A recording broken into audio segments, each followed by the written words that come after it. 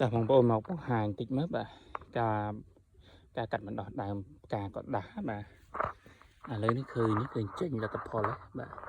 នេះបងប្អូនខ្ញុំទាញឲ្យបងប្អូនមើលបាទនេះឃើញទេនេះល្អហើយប៉ុណ្ណេះក្នុងមួយកតោនេះមាន3 4ទៅ4ដើមបាទហើយរយៈពេលតែមួយសប្តាហ៍ហ្នឹងគឺវាចេញប្រឡូកហើយបាទអ្វីដែលអាចដូរថងបានគឺចាប់ពី1ខែទៅយើងបំបែកវាបាទហើយវាមានច្រោះពណ៌ការកដាស់នេះស្អាតណាបងប្អូនហ្នឹងហើយស្អាតជាបទពិសោធន៍ចែកជូនហើយអានេះបងប្អូនដោយសារតែខ្ញុំសាកដីប្រភេទដីខុសគ្នាណាមួយដីសកេតដូងលាយជាមួយអាចគោហើយមួយដីលាយដីយើងដីទន្លេដីខ្មៅហើយនឹងអង្កាមស្ងួតនឹងកាមដុតបាទមាន3មុខទៅពេលដោះឃើញដោះខុសគ្នាបាទហានេះពីអាទិត្យមិនតឃើញដោះស្រួលផងដោយសារអីខុសគ្នាដីអញ្ចឹង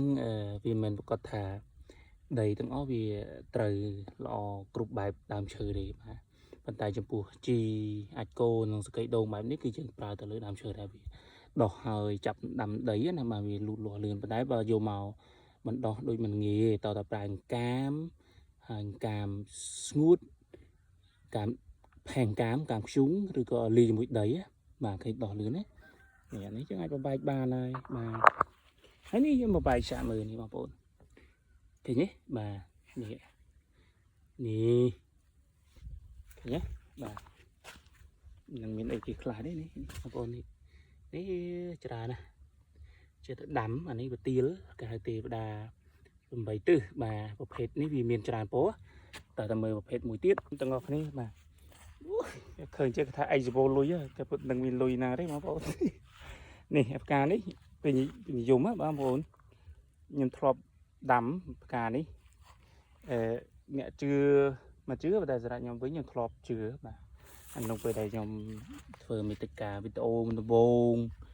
នៅក្នុង YouTube បាទខ្ញុំដាំអានេះនៅមុខផ្ទះហើយផ្ទះខ្ញុំជួលគេណាហើយតែមាននេះមានហងស៊ុយមានលុយមានអីហើយអាចជឿបានដែរបាទបងប្អូនប៉ុន្តែសម្រស់ស្អាតណាបងប្អូនអូធំណាស់ដោយសារតែដីនេះគឺដីអាចគោហើយនឹងសកៃដូងបាទហើយមិញចុង100 គីឡូបងប្អូនទិញគេលើកចុងអាយ៉ាគូទៅនេះហើយមើលម៉ូតូដាក់ពីក្រោយនេះឆ្នៃមានឡានមានអីគេទៅស្រួល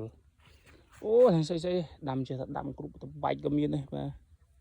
នោះជូនសបោណាស្អីក៏មានដែរនឹងផ្លែបងប្អូនដាំចេះតែដោះហើយប៉ុន្តែមិនទាន់ដឹងផលិតផលទេតែបានទាំងអស់ហ្នឹងវាតែបាន7 ខែទេបាទ